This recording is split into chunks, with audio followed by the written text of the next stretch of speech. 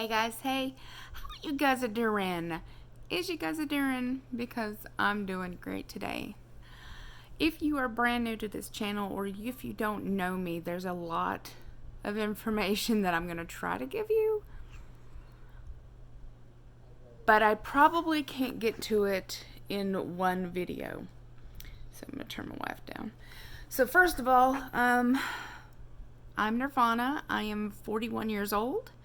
I currently live in South Dakota. My wife is currently away at school. My wife is transgender. She is obviously male to female. We have been together for many years. We just celebrated our 10th anniversary. So, there's that. I have two Pekingese. So I have a white one and a black one. One's name is Yuki, the other one is Saki. One is 13, the other one is 8. Today is a very special day. Today is an incredibly special day for me. It is 7 years since my mini gastric bypass. The reason I say mini gastric bypass is because I only was bypassed 10% of my small bowel, where a regular gastric bypass is 30%. I was not told of this. I didn't know this for years. I didn't know this for like 5 years almost, that I was bypassed only a small amount. I currently now have had 3 weight loss surgeries. I had a band over bypass, which was to try to help with my restriction because I had complications with my first surgery. I also had my gallbladder taken out, and I currently now have a distal bypass, which is I had 55% of my small bowel bypassed. So I have one of the most severe malabsorptive surgeries, and I make it work. My lab work, really good. My vitamins are always on point. I take a lot of supplements. I take a lot of medication. I have to crush my medication, or it has to be liquid, or it has to be capsules. There's a lot of information to give you. What I can give you, what I can tell you is that everything that I've gone through, everything that I've done up until this point, all of the videos I've ever made, all of the pictures I've ever posted, all of the time that I've had was borrowed. It was borrowed time that I made these videos on. It was a borrowed time. I was told that I had 3 years to live, and I have lived 7. I was told that without something to help me, without some way of losing weight, we didn't know how big I got. Like, the first time I got weighed was 550, and the second time I got weighed was 530. So we stuck with the 530 because I didn't have that in my case file at first. But after going through my case file, we found out that the first time they were actually able to weigh me was 550 pounds. But I had been trying to get weighed months before that, and we don't really have an actual number of how much I weighed. So I usually take 550 and then subtract what I've lost. So far I've lost 303 pounds. I currently weigh about 247 pounds. I have about 30 pounds worth of skin left on my body. You can not see it very well through the shirt, but that's a lot of skin. I have probably about 30 pounds worth of skin. It is what it is. I work really hard to work out with it and tone it up as much as you possibly can, but that is not an answer to plastic surgery. It's just doing the best you can with what you've got. And if I can impart something on you, it is to try to love yourself the way you are with what you have, because tomorrow isn't promised for anybody. Nobody is promised tomorrow. Nobody is promised the next 5 minutes. Like I said, I've been working on borrowed time, and I appreciate every single solitary moment of it. I look and see what I've done and how I've spent this time that I've been given, and I look back and I smile because I know that I've done what I'm supposed to. I've proved everybody wrong. I have overcome so much from being in a wheelchair, unable to walk, from being able to teach myself how to walk again in the water, like being able to do my first mile, being able to do my first 2 miles, being able to do my walk 3 miles, like just little tiny things that people take for granted, like just being able to stand, like being able to wear a pair of shoes. I wore slippers for like 5 years because I couldn't find a pair of shoes that would fit my swollen feet. When I think about that, when I think about that I can walk into any shoe store and find a pair of shoes that'll fit me, it's an awesome feeling because I know what it's like to not be able to. When I see those carts at the grocery store and I use them as a lifeline, and if they had arms on them, I couldn't sit in them. I know what that's like. And to know that I don't have to use those, that I can walk around for hours without sitting down, is something that most people take for granted, but I know how precious that is because I was there. There was a time in my life to where I couldn't use anything but, and even then it would go so slow because I was so heavy. I was afraid it was going to break. If you add 500 some odd pounds plus 100 pounds of food, and that poor little thing is trying to carry you around the store, just imagine how slow it would go. Evelyn would push it sometimes. I took an Ativan before this video because I've been very emotional all day and I didn't want to cry my eyes out, which is what I'm trying not to do. I am a very, very lucky woman.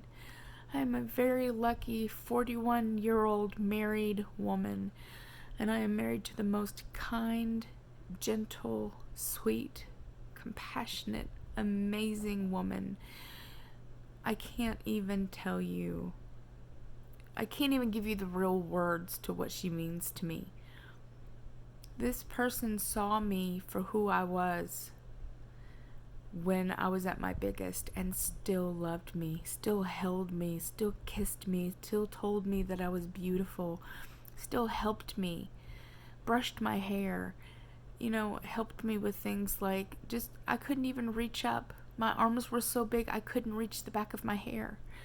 Like things like handing me shampoo and, helping me in the kitchen, or just helping me stand up and go to the bathroom and come back. Like getting out of my chair sometimes was horrible. Or falling and her having to figure a way to get me up. Like usually it would have to be a chair and she'd have to be standing on it or holding it, and like I'd have to try to push myself up off the floor. This is a life that I remember that is not my life. There are so many things that I remember that I'm like, that's a story I read one time, right? That's a movie I watched. That was a nightmare that I had, right?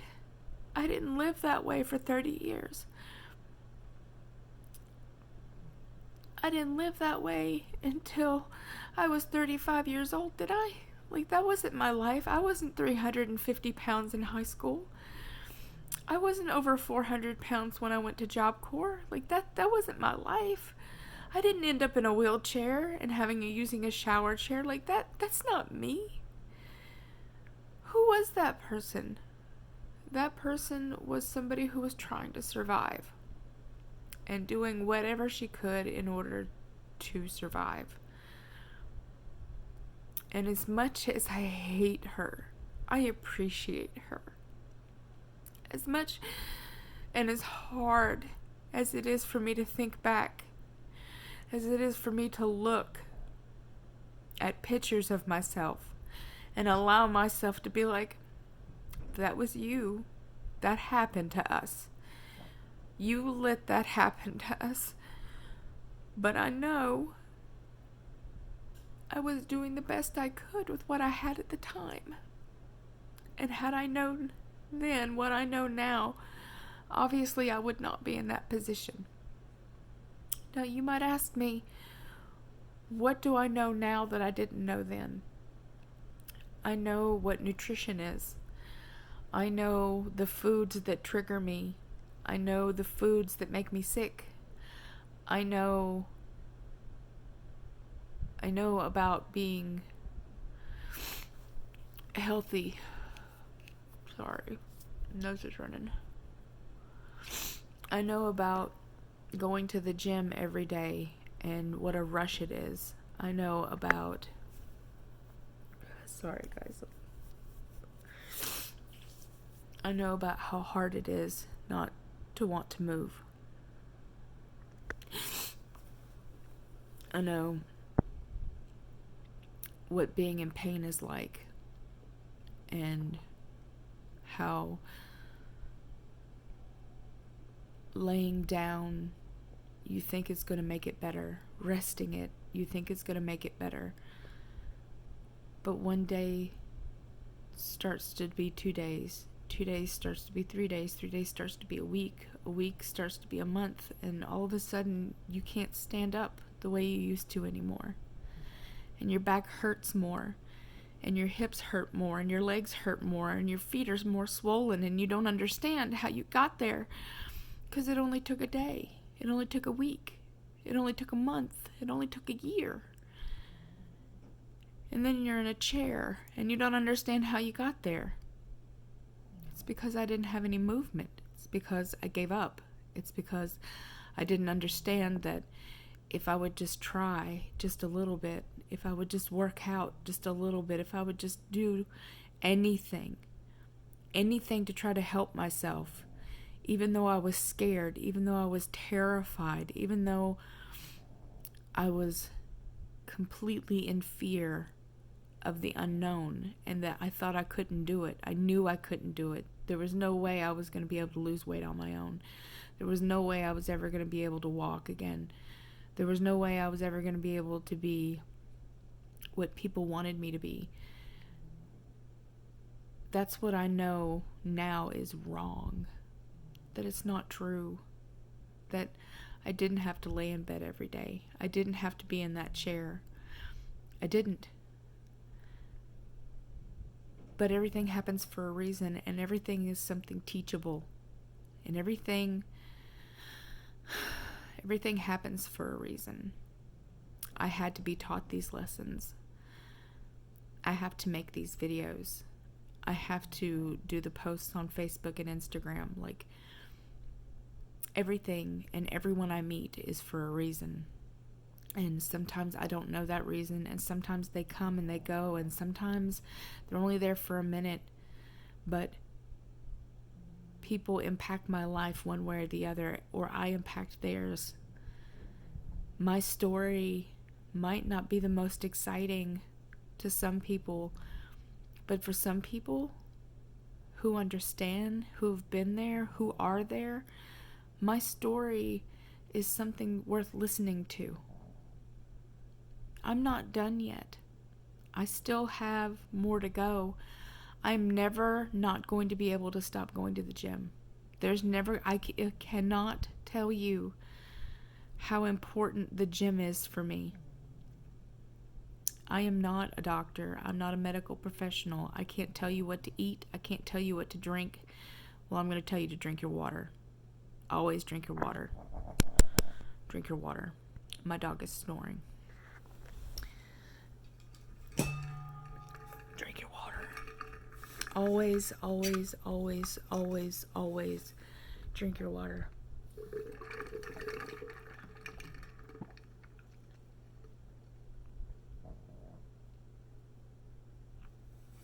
Always. Where is it? Where's your water? If you're new to this channel, I'll be on you every day to get your water. I don't make videos constantly anymore. I feel like my journey is boring. I feel like I don't do enough for people to be interested. And people are downright cruel, and they're mean, and they're hateful, and they're vindictive. And sometimes I just don't have it in me to listen to it. So a lot of times I don't make videos. But today is one of those days to where I was like, this is what it needs to be made. Excuse me. I needed to make a video. I needed to tell you guys that 7 years later, everything I have gone through has been absolutely worth it. Absolutely worth it. I would not trade any of this. Not 1 second of these last 7 years, I would not trade them. Because it's a life worth living, not a life just existing. Which is all I did. I existed. I existed to eat. Opportunity is not a lengthy visitor.